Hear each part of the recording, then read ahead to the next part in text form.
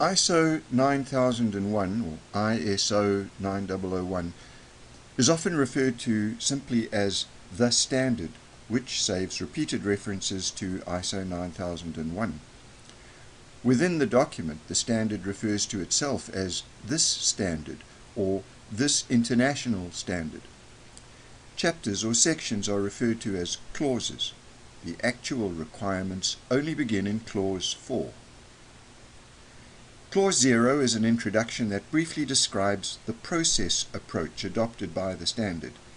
It takes customer requirements as input and delivers product or services as output for customer satisfaction. There is also an encouragement to use the PDCA or Plan, Do, Check, Act methodology for continual quality improvement. Clause 1 covers scope and exclusions. Clauses 2 and 3 cover terminology.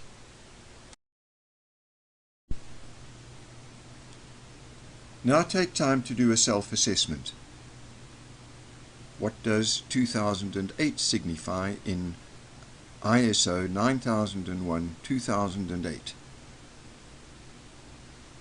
In the standard, chapters or sections are referred to as what?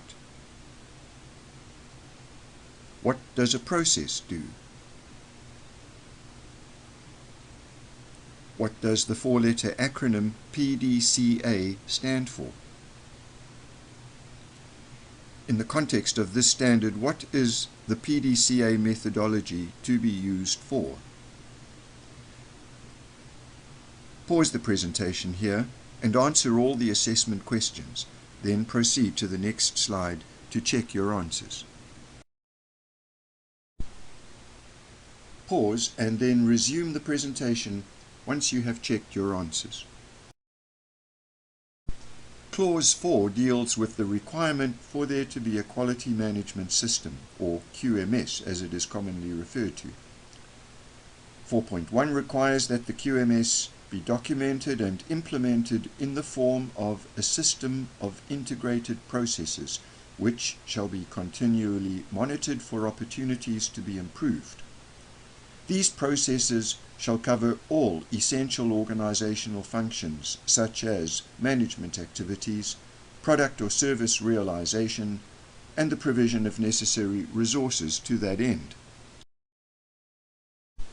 4.2 deals with documentation requirements. Specifically required are a quality policy, quality objectives, the quality manual describing or referencing documented procedures, and records which provide evidence of conformity to QMS and other requirements, and to demonstrate the effective operation of the procedures making up the QMS. Take time to do a self-assessment. What does the acronym QMS stand for? A QMS is a what of integrated processes. QMS documentation includes quality what,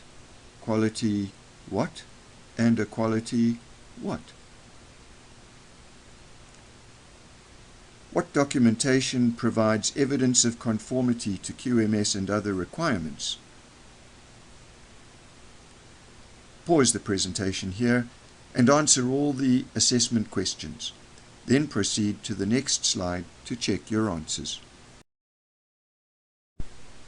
Pause and then resume the presentation once you have checked your answers.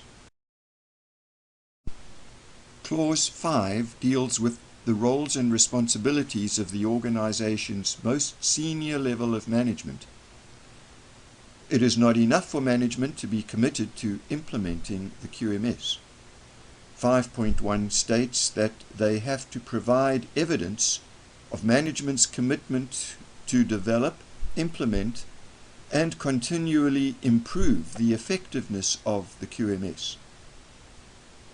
5.2 places early on in the standard the need for there to be a focus on customers with a view to continually improving customer satisfaction. Take time to do a self-assessment. Which level of management is covered by Clause 5? Management shall provide evidence of commitment to continually what? The what of the QMS. What is the purpose of putting focus on customers and their requirements? Pause the presentation here and answer all the assessment questions. Then proceed to the next slide to check your answers. Pause and then resume the presentation once you have checked your answers. 5.3 lays out what the quality policy needs to cover in order to be an effective framework for the development of quality objectives for the organization. Quality objectives are then covered in 5.4 under planning. 5.5 requires there to be clear assignment of roles, responsibilities, and clarity of authority. In particular, there needs to be someone assigned the role of management representative, commonly referred to as the MR. In addition to his or her normal duties and responsibilities, the MR has to see to it that the QMS is implemented effectively and keep top management apprised of its status and any need for improvement. This would be done formally at the management review, which is described under 5.6. This is a review of the QMS done by top management at planned intervals for the purpose of ensuring that the implementation of the quality policy and quality objectives through the QMS remain efficient and effective, and that any necessary changes take place as required. Take time to do a self-assessment. The quality policy needs to be an effective framework for the development of what? MR is an acronym for what role? The MR does not have to be dedicated exclusively to this role. True or false? The MR reports on the state of the QMS to top management in which forum? Pause the presentation here and answer all the assessment questions. Then proceed to the next slide to check your answers. Pause and then resume the presentation once you have checked your answers. Clause 6 is all about the management of resources. 6.1 is a general statement of why you need resources in relation to a quality management system and enhanced customer satisfaction.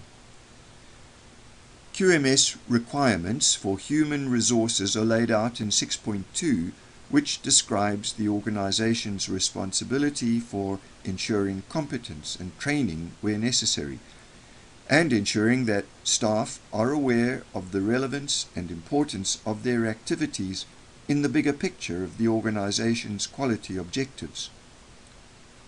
Management responsibility for adequate infrastructure and provision of a work environment for materials and personnel conducive to product conformity are covered in 6.3 and 6.4. Take time to do the last self-assessment in Part 1. What are the three broad categories of resources covered by the requirements of Clause 6, Resource Management? Who is responsible for ensuring competence and training? Pause the presentation here and answer all the assessment questions. Then proceed to the next slide to check your answers. Pause and then resume the presentation once you have checked your answers.